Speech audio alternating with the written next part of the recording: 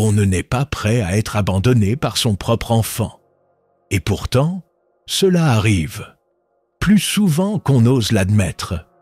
Selon certaines études silencieuses, près d'un senior sur 5 se sent aujourd'hui totalement oublié par ses enfants.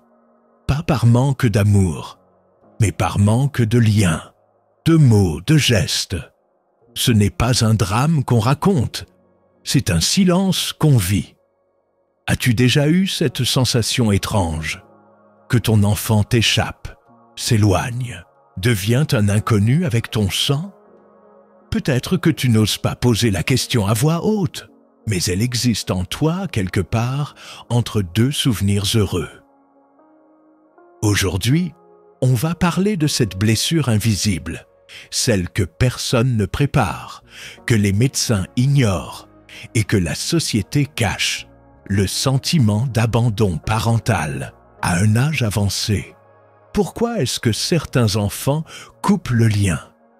Que se passe-t-il dans leur tête? Et surtout, comment toi, tu peux survivre à ce vide sans te perdre? Tu vas découvrir des vérités que peu de gens ont le courage de te dire. Des causes étonnantes, des erreurs que personne ne t'a apprises à éviter, mais surtout, des clés pour rester debout, lucide et digne. Dis-moi dans les commentaires, as-tu déjà senti ton enfant s'éloigner sans comprendre pourquoi? Et reste bien jusqu'à la fin. Ce que je vais te révéler pourrait changer ta manière d'aimer et de t'aimer. Ce que tu ressens, ce n'est pas seulement de la tristesse. C'est un vide relationnel aux conséquences biologiques réelles. Ce que la science appelle aujourd'hui le syndrome du parent oublié n'est presque jamais abordé, et pourtant il affecte ton cœur, ton cerveau, ton système immunitaire. Lorsque le lien filial se rompt, le corps déclenche une réaction comparable à un état de deuil permanent. Des études menées aux États-Unis et au Japon ont montré que les parents âgés qui ne reçoivent plus de contacts réguliers avec leurs enfants développent plus de troubles cognitifs, une pression artérielle plus instable et un sommeil profondément altéré. Mais le plus inquiétant, c'est ce qu'on ne dit pas. La médecine moderne a délaissé la dimension affective du vieillissement. On parle de cholestérol, d'arthrose, de tension, mais on oublie de dire que l'absence de lien affectif est aussi toxique qu'une mauvaise alimentation ou la sédentarité. Et pourtant, aucun protocole médical ne prévoit de t'interroger sur la relation avec tes enfants, comme si cela n'avait aucune importance, comme si ton besoin d'être aimé pouvait s'éteindre avec l'âge. Cette négligence est tragique, parce qu'elle fait croire à des millions de seniors que ce qu'ils vivent est une fatalité, alors que ce n'est peut-être qu'un mécanisme humain, mal compris, mal géré, et trop souvent passé sous silence. La première vérité, c'est que le lien filial n'est pas naturel. Il est entretenu. On croit souvent qu'un enfant aime automatiquement son parent, comme si l'amour familial était gravé dans le sang. Mais en réalité, l'amour, même celui d'un fils ou d'une fille, doit être nourri, compris, ajusté avec le temps. Et ce que peu de gens osent dire, c'est que le lien filial se fragilise quand il devient une routine silencieuse, sans vrai échange émotionnel. Si tu n'as plus dit à ton enfant qui tu es vraiment, ce que tu ressens ou ce que tu attends, alors lui aussi a peut-être cessé de te voir comme une personne vivante, pensante, émotive. Il te perçoit comme une fonction. Et cette fonction peut s'user, se figer, disparaître. La deuxième vérité, c'est que certains enfants fuient ce qu'ils ne comprennent pas chez leurs parents. La vieillesse peut faire peur à ceux qui ne savent pas la regarder. Les rides, les silences, les lenteurs, les souffrances non dites. Tout cela crée une gêne chez des enfants qui n'ont jamais appris à l'accueillir. Beaucoup d'entre eux ressentent une forme de culpabilité. Ils ne savent pas comment t'aider, comment parler, comment être utile. Alors, ils s'éloignent. Non pas par indifférence, mais par panique silencieuse.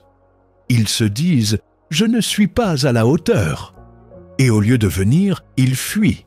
Le drame, c'est que toi, tu crois qu'ils ne t'aiment plus.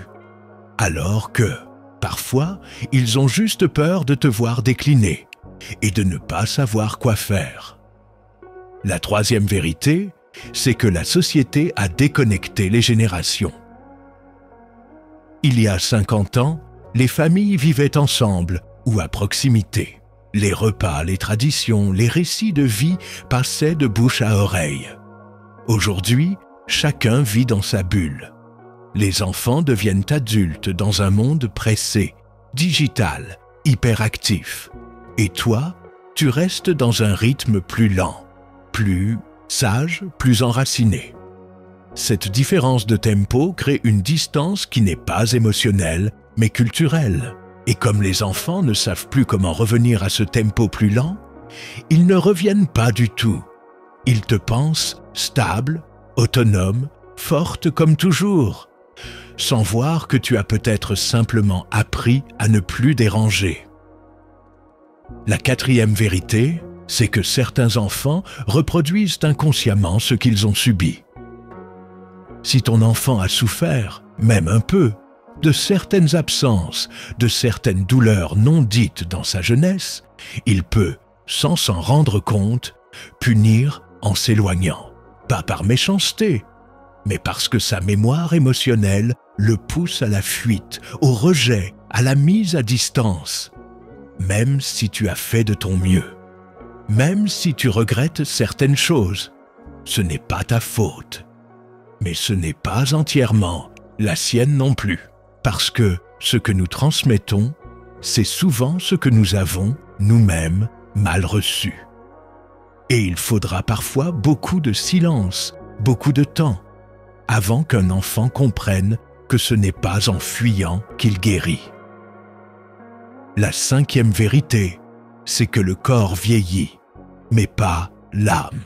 Et c'est cette contradiction qui trouble. À 60, 70 ou 80 ans, tu as encore en toi des élans, des rêves, des colères, des besoins d'amour. Mais ton enfant, parfois, ne les voit plus. Il te croit apaisé, résigné ou en paix avec tout ça. Alors, il ne te parle plus de ses projets. Il ne te demande plus ton avis. Il t'appelle moins. Parce qu'il croit, à tort, que tu n'attends plus rien. Et c'est peut-être là, la blessure la plus douloureuse. Être encore vivant à l'intérieur, mais traité comme un souvenir. La sixième vérité, c'est que le silence engendre le malentendu. Trop de parents âgés choisissent le silence pour ne pas déranger, par pudeur, par fatigue ou par peur d'entendre ce qu'ils redoutent. Mais ce silence crée, chez l'enfant, une zone d'ombre. Il ne sait plus ce que tu ressens. Il devine, il suppose, il imagine. Et souvent, il imagine mal. Tu penses, ou il sait que je l'aime. Il pense, il ne m'en parle jamais. Donc ce n'est pas grave.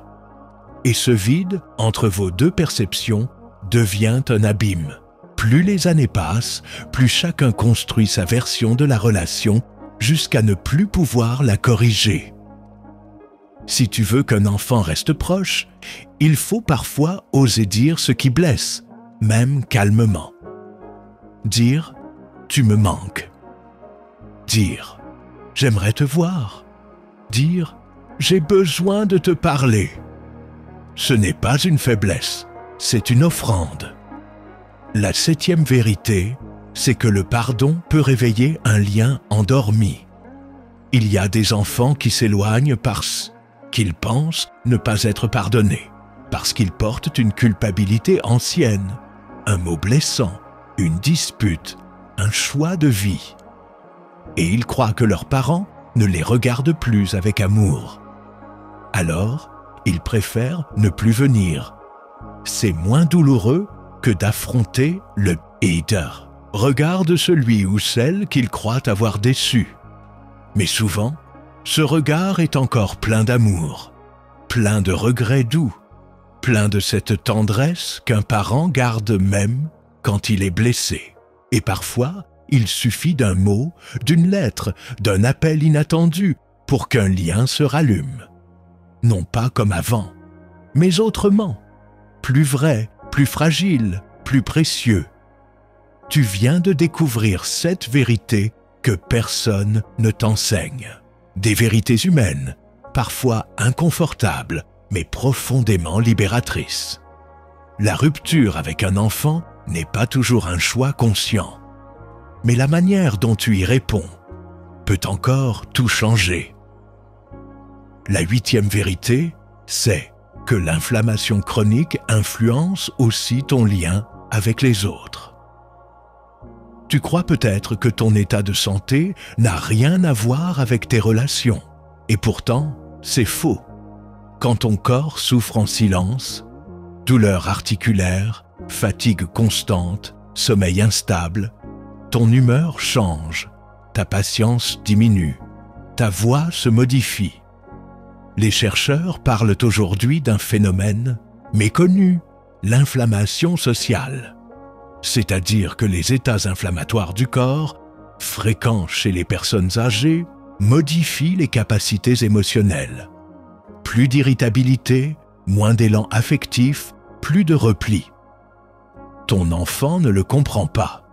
Il pense que tu es devenu plus dur, moins tendre, distant, Mais en réalité, c'est peut-être ton alimentation trop riche en sucre, ton manque de mouvement, ton microbiote appauvri qui te vole peu à peu ta capacité à être dans le lien. Et personne ne t'en parle.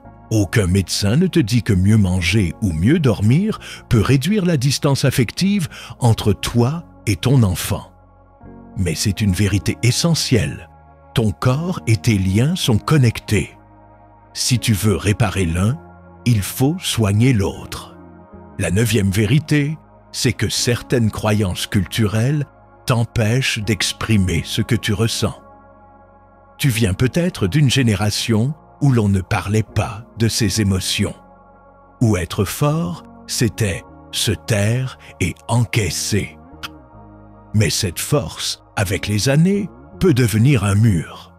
Et ton enfant, élevé dans une autre culture émotionnelle, ne sait pas comment franchir ce mur.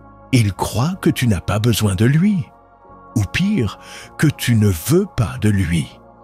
En réalité, tu veux sa présence, mais tu n'oses pas la demander. Et lui, il attend un signe qui ne vient pas. On appelle cela une dissonance émotionnelle transgénérationnelle. Et cette dissonance, si elle n'est pas reconnue, peut briser les ponts les plus solides.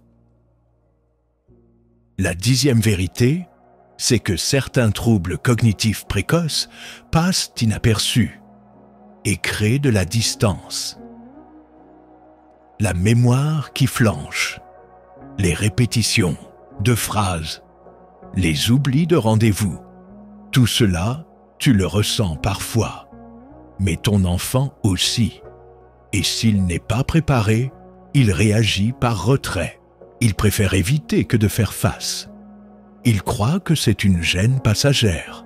Il pense, il vieillit, c'est normal, je verrai ça plus tard.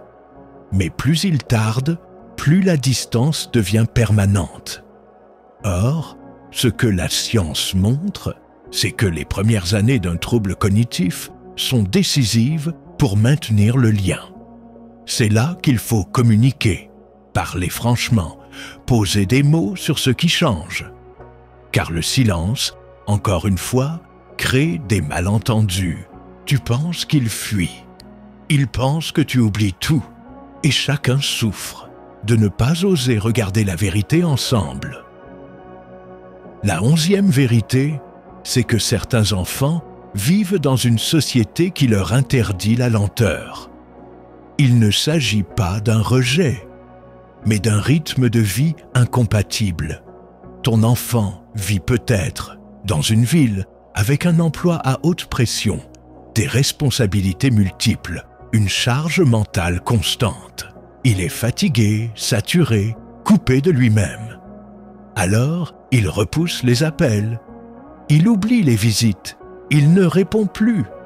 Pas parce qu'il ne t'aime pas, mais parce qu'il n'a même plus l'espace mental pour ressentir cet amour. Ce n'est pas une excuse, mais c'est une réalité du monde moderne.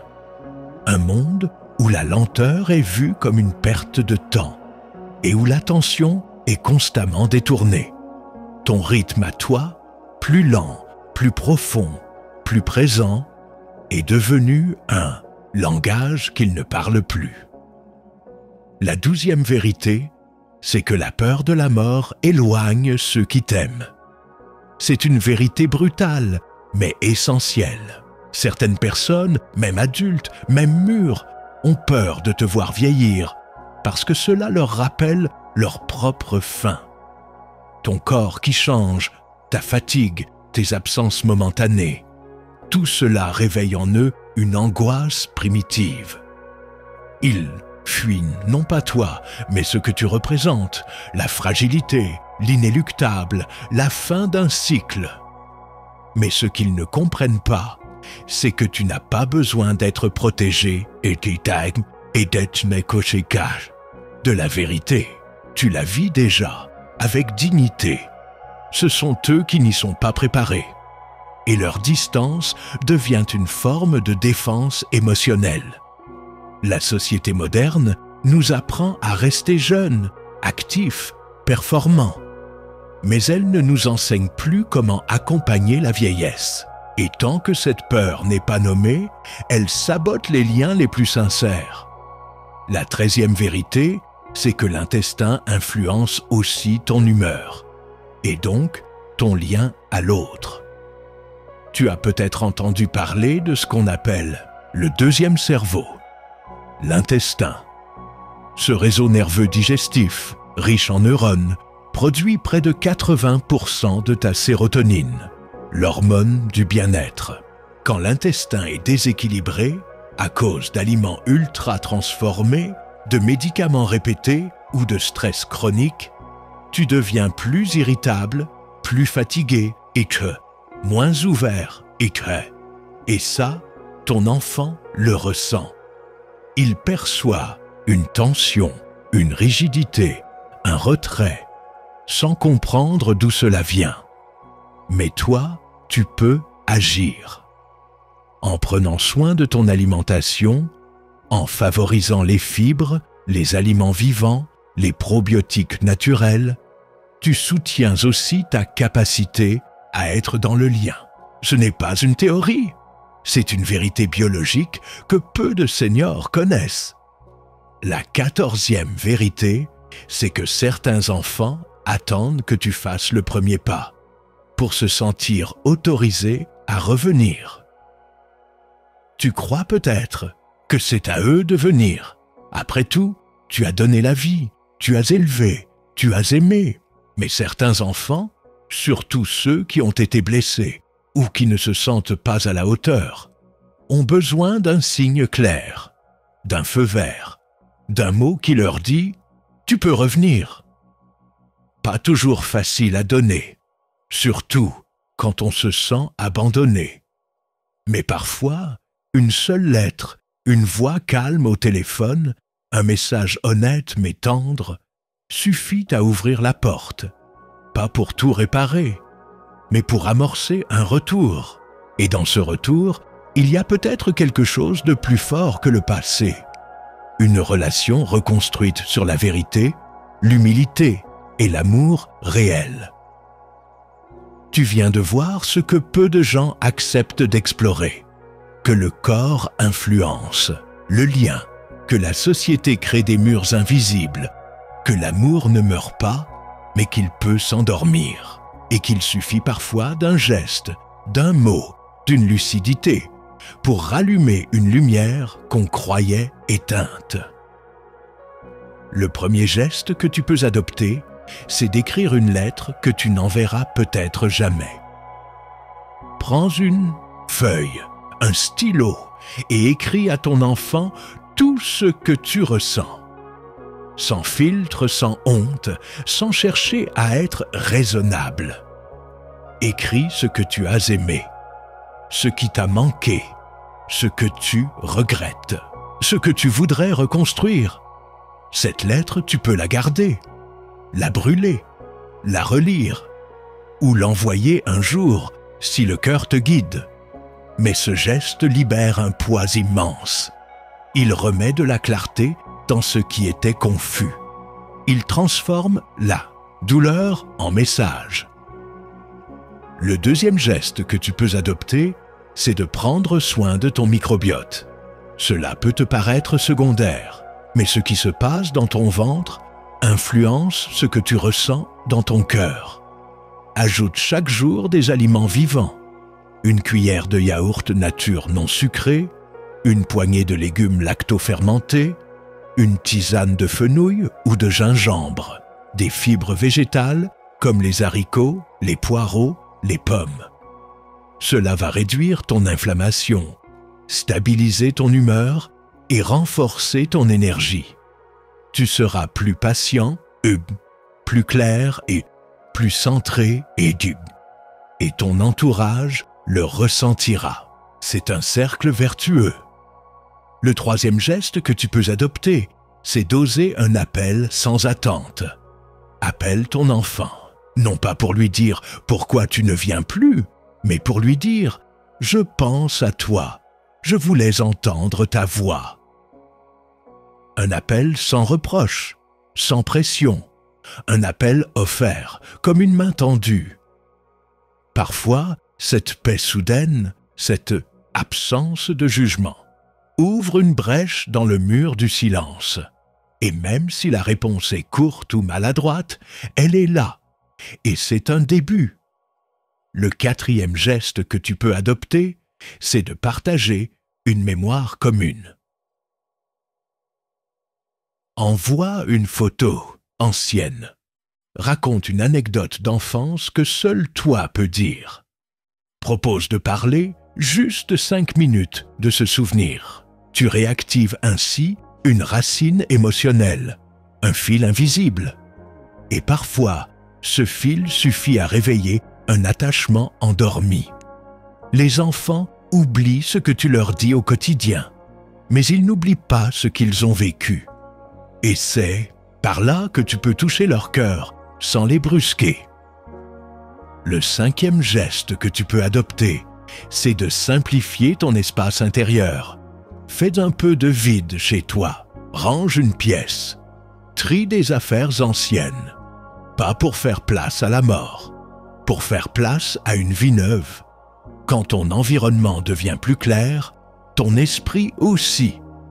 Tu retrouves de l'élan, de la légèreté, et cela se ressent dans ta voix, dans tes gestes, dans ta présence. Ton enfant, même à distance, ressent inconsciemment cette transformation. Tu ne parles plus depuis la lourdeur, tu parles depuis un espace de paix. Et ça change tout.